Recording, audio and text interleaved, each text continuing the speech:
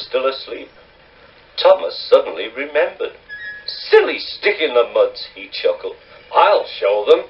Driver said I could manage without him. I'll just go out. Then I'll stop and wheesh. That'll make them jump." Thomas thought he was being clever. Really, he was only moving because a careless cleaner had meddled with his controls. He soon found his mistake. He tried to wheesh, but he couldn't. He tried to stop, but he couldn't. He just kept rolling along.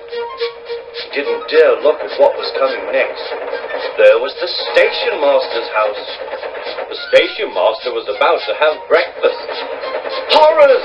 cried Thomas, and shut his eyes. The house rocked. Broken glass tinkled.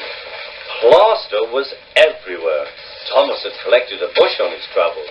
He peered into the room through its leaves. He couldn't speak. The fireman had fastened the coupling and joined the driver and station master on the platform to wait for Henry's passengers.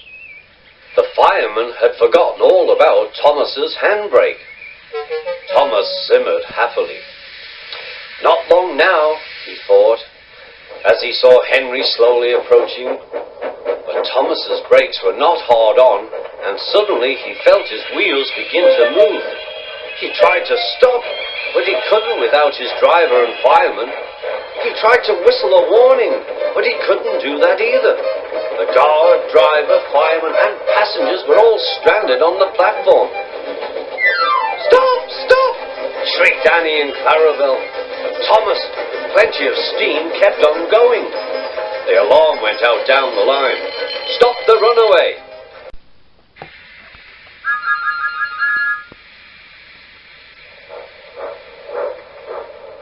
Now, trucks are silly and noisy. They talk a lot and don't attend to what they are doing. And I'm sorry to say they play tricks on an engine who is not used to them. Edward knew all about trucks. He warned Thomas to be careful, but Thomas was too excited to listen.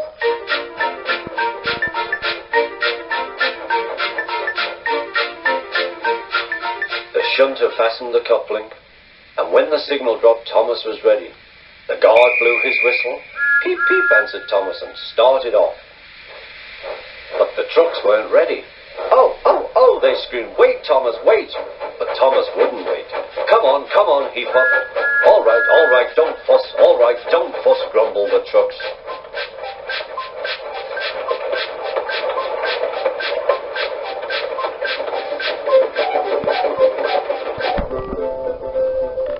Thomas began going faster and faster. "Whee!" he whistled as he rushed through Henry's tunnel.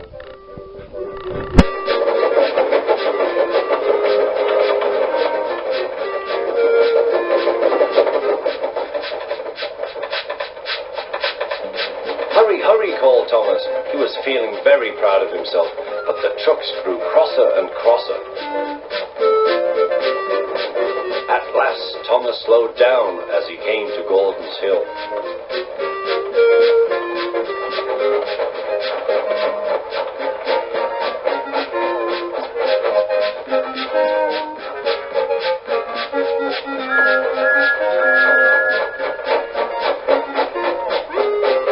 "Steady now, steady," warned the driver as they reached the top. He began to put on the brakes. We're stopping, called Thomas. No, answered the trucks, bumping into each other. Go on. Before the driver could stop them, they had pushed Thomas down the hill and were rattling and laughing behind him. Poor Thomas tried hard to stop them from making him go too fast. Stop pushing, he hissed, but the trucks took no notice. Go on, they giggled in their silly way.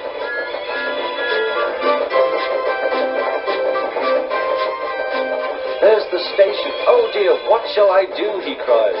They rattled straight through and swerved into the goods yard. Thomas shut his eyes. I must stop. When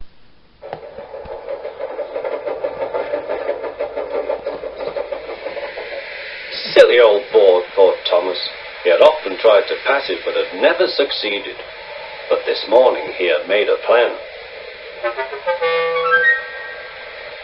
The fireman went to turn the points. "Now for my plan," thought Thomas.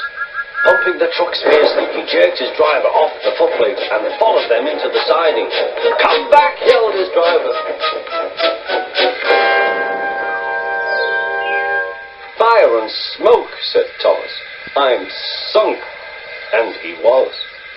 "Oh dear," he said, "I am a silly engine." "I'm sorry I was cheeky," said Thomas. "That's all right, Thomas, you made me laugh," replied Gordon. "I'm in disgrace." "So am I," said Thomas. "Why, so you are, Thomas. Shall we form an alliance? You help me and I'll help you." "Right you are," agreed Thomas. "Good, that's settled," rumbled Gordon.